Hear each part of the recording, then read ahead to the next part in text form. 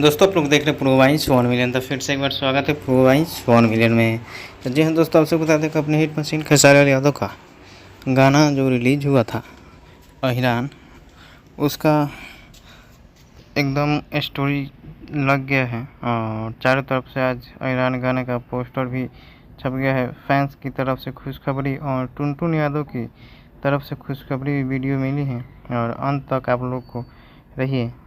सब इस वीडियो में बारे में बात करेंगे जो खेसारी लाल यादव की तरफ से दोस्तों एक गाना आया हुआ है अहिरान। क्या ये गाना का मतलब बताते हुए ज़बरदस्त सॉन्ग है और क्वालिटी भी एकदम ज़बरदस्त है।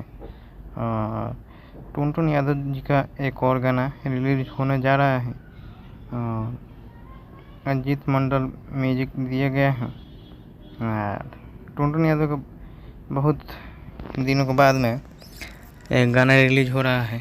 बाकी जाइए जाकर के देखिए अपने हिट मशीन खेसारी लाल यादव का दूसरा भी गाना आने वाला है।